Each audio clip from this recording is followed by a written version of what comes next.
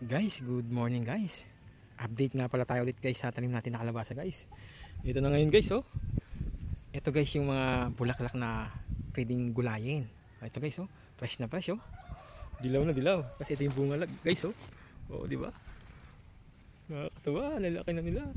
Kasi ito pa oh. Oh, di ba? Oh, yan sila guys oh. Tara dito mag. Oh, ito pa pala guys oh.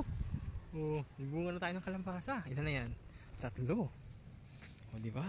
Ay, ito pa guys. Ang laki. O, tas merong bulaklak. O, di ba? Ito pa pala guys. Ipapakita pa ko sa inyo. Para mas malaki to. Ito. Boom! Ito guys, ang laki oh. Gawa natin ng bulaklak. O, di ba? Di ba guys, dating buto lang to. Ngayon, ipang ulam na tayo. May bulaklak pa. Tapos may hinihintay pa tayong bunga ng kalabasa. Pampalinaw ng mata. Okay guys, yung iba pa oh.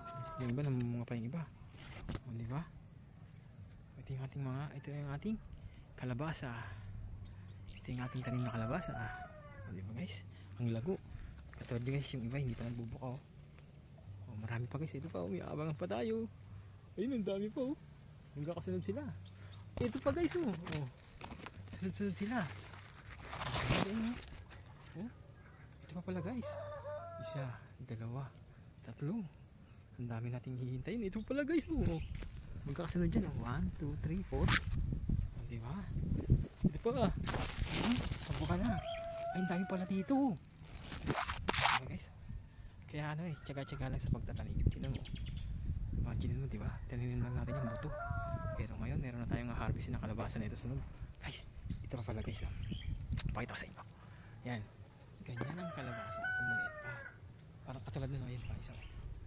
O diba? Pag lumaki-laki, magiging ganyan. At saka ganito. O diba? Ito pa guys. Ang dami nila. At saka ito pa oh. O diba? Konti lang yung tanim natin yan pero ang daming bunga. O diba guys? Ayun oh. Ay, magkakasunod pala sila. 1, 2, 3. O, diba guys?